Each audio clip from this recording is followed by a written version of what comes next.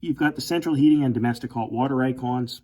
If those are circled, that indicates there's a demand for whichever one is circled. So right now there are no demands, so nothing's circled. If you want to just do a basic adjustment, just touch that, plus or minus next to the icon you want to change. It flashes the current setting. You can then adjust it up or down. You wait a few seconds.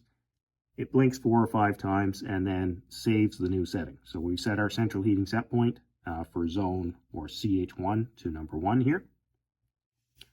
Same for the domestic. Touch it once, shows you the current setting. You can go up or down to whatever you think is appropriate for the system. Leave it for a minute and it will save.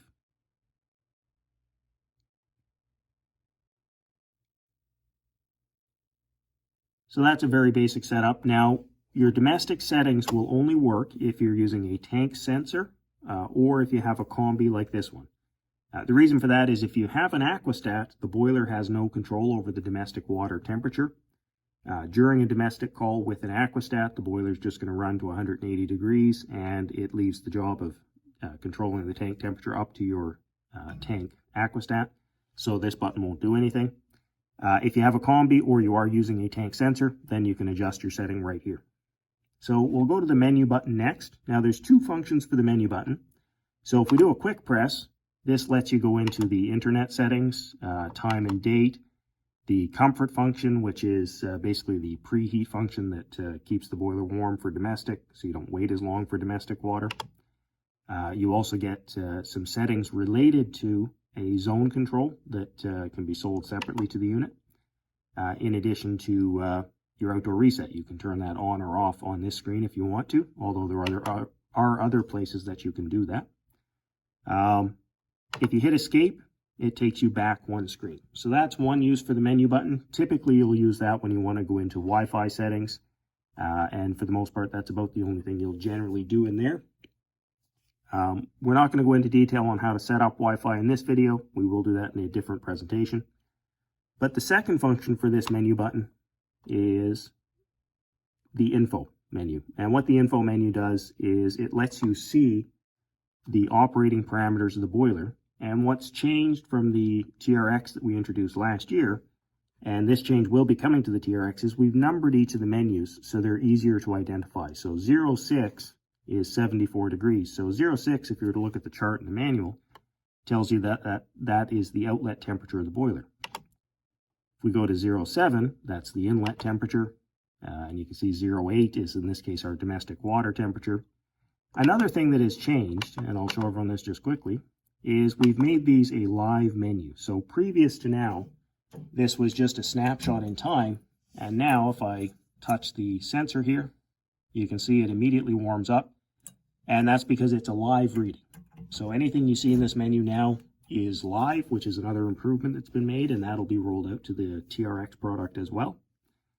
So that makes it a much more useful menu for when you're doing any sort of troubleshooting or trying to decide what the boiler is doing.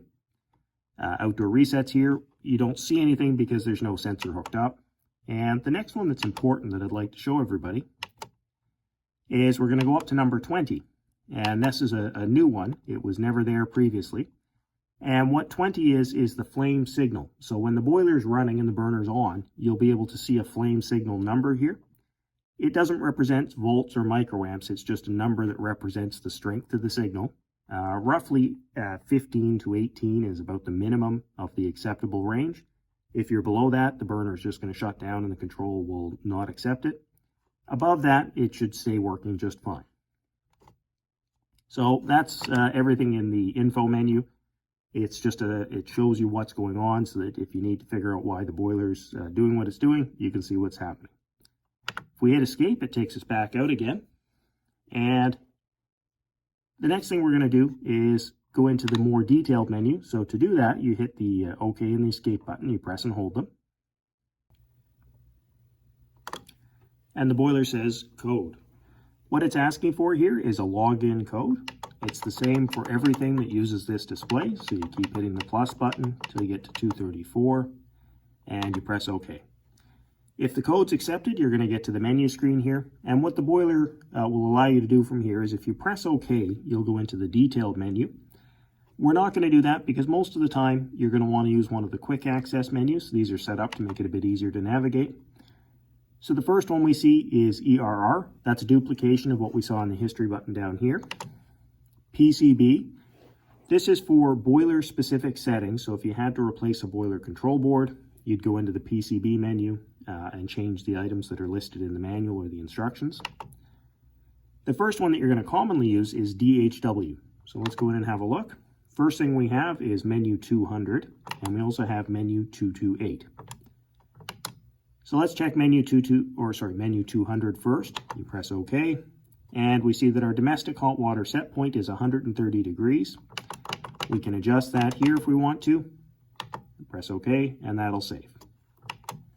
The next menu, 228, determines the mode of operation. So if it's a combi, it has a particular mode. If it's a tank with a hot water sensor, it has a mode.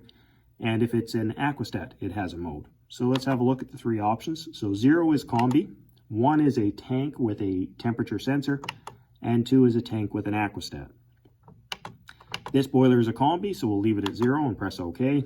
And it will save the settings, and that takes a few seconds.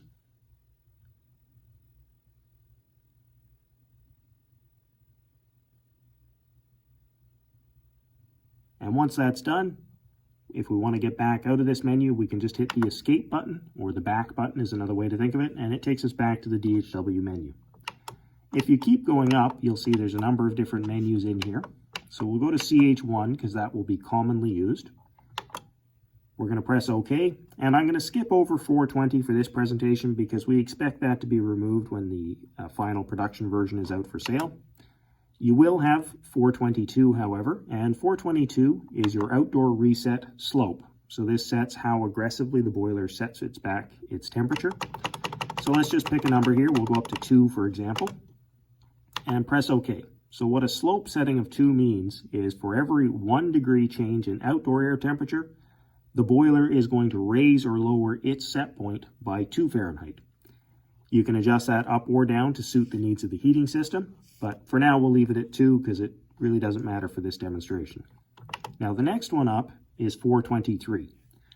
So once you've programmed a slope for the boiler and it knows how hot or cold to run based on the outdoor temperature, you may not have gotten that setting perfect. What this allows you to do is offset the slope of the curve. So when you've programmed this, and if you look in the manual, you'll see a graph and it's got like a 45-degree line on it. What the outdoor reset offset does, or this one here, 423, is it raises or lowers.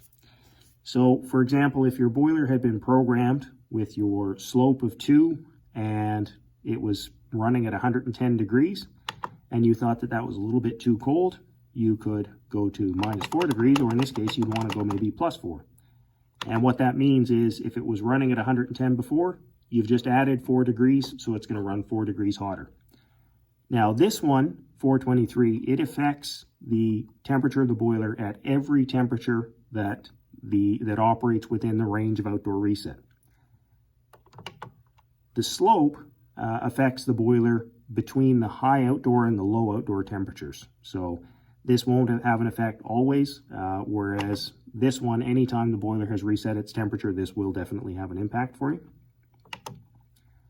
Next up is our boiler high temperature. So this sets the maximum temperature we want the boiler to achieve. So this is set for 150. We can go up or down to whatever's appropriate for the system. And then the next one up is our minimum boiler temperature. So if there's a call for heat, this is the lowest temperature going to the heating system. And right now it's set to 86 degrees. That's the lowest this control will allow. Production control should allow you to actually go down lower to about 68 degrees, I think is the target. So that'll go from 68 all the way up to 179, which is the maximum temperature of the boiler. And the last one here is a new feature that wasn't there previously, and this is the outdoor boost feature. If you've used the boost on a TRX product, the way that worked was every 15 minutes we would add whatever you set for the boost setting, and the boiler would just jump up 10 degrees or 5 degrees or whatever it was that you had programmed. What 475 does is a little different. So this setting that we looked at before, the slope of the outdoor reset, That can be adjusted up or down. So if you choose a very high number, say 3 for example, that means a 1 degree change in outdoor temperature means your boiler changes by 3 degrees. So you can see how that would affect the amount of heat getting to the building. So if you have a 10 degree change in outdoor temperature, your boiler maybe would change 30 degrees if your slope was 3. What the boost feature does is it allows you to turn this on or off, but what boost will do is it adds 10% of your slope. So if you had a slope of 2, which is what I programmed earlier, after 10 minutes of continuous thermostat operation without interruption, the unit is going to go to a slope of 2.2. And after 10 more minutes, it'll go to a slope of 2.4 and so on. And it'll keep boosting that slope, making the curve steeper and steeper. And what that's going to do is raise the temperature of the boiler anytime that it was operating in outdoor reset mode and it had lowered the temperature from the maximum setting. Now, this will not allow it to boost above the 426 setting that you chose earlier. So if you have, the 425 setting. So you can't boost above this, but you can boost up to it. So if, for example, it's a warmer day, maybe it's 50 degrees outside, the maximum temperature is 160, but we've got the boost enabled, and your boiler begins to bump up the heating set point. What's going to happen is it'll keep boosting the temperature until we either get to the 160 or until the thermostat satisfies. Now, when that thermostat satisfies, it doesn't immediately drop back down and turn the slope back to what it was originally. It very gradually drops it at 1% per minute until you get back to the original setting. So if you had boosted 5 times, that's a boost of 50% of your slope. It's going to take it 50 minutes to get back. And the nice thing about that is it learns the heating system. If you got the slope wrong and the house is taking too long to heat up, what's going to happen is your thermostat's going to call for a long time the first time. So maybe it'll call for an hour the first time there's a call for heat. Once that call for heat satisfies, if you're losing a lot of heat from the building, 10 minutes later it's going to turn back on. So instead of the boiler having to go through another 1 hour thermostat call to get back to the temperature that satisfied the heating call, what will have happened is it will have only dropped the temperature a little bit. It gets the new heating call 10 minutes later, and now it's operating at roughly the temperature the building needs. If for whatever reason the thermostat satisfies, maybe somebody turns it off, eventually if it goes long enough, it'll just go back to the original setting. So it helps it learn the heating system, and it sort of learns every new heating call. So we'll escape back out. So that's your CH1 menu. You do have the option, as I mentioned on the wiring terminal strip section, that we have 3 different central heating inputs, 1, 2, and 3. And these all just mirror each other. So what I mean by that is if you go into this in the CH1 menu, you have 400, 422, 423, and so on. In the CH2 menu, it's 523. And if we go back out to the CH3 menu, it'll be in the 600s. So if it's a 500 setting, it's CH2, 600 is CH3, and 400 is CH1. And the last one we have here is mode. Mode allows you to tell the boiler how to operate. So in this case, we've told it we want domestic and space heating. If we go up through there, you can actually turn it off, which would just turn it off and do what it says.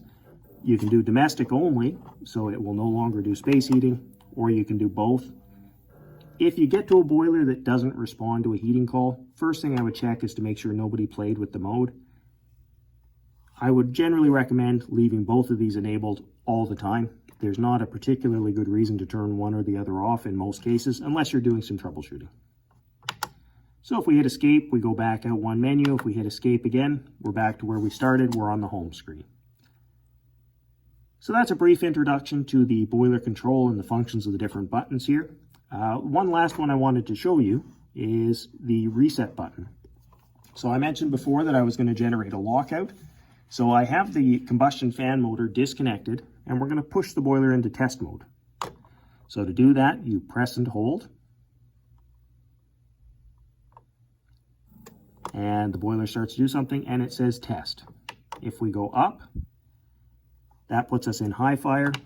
Down with just the radiator icon is sort of medium fire, if you like, and both of them is low fire. And if we give it a few seconds here, it's now discovered that the fan is not working, and it is locked out, you can see the red reset button has turned on. It says reset on the screen, and it's an error code 612 or lockout 612. So lockouts will show up with the red reset. To reset it, all you do is just tap that once. It begins to flash. After a few seconds, this is going to say OK, which indicates that we've reset the lockout. And there you go. So that's how you reset a lockout, and the boiler is now back in normal operation. So if the red R is lit up, tap it once just to see what it was. And if we go back to history and we have a look, we'll see that the most recent error code is a 612. And of course, prior to that, we had the 201 from having the domestic sensor disconnected. So that's how the memory works. It'll store up to 10 different codes. So that's a brief introduction to the boiler control.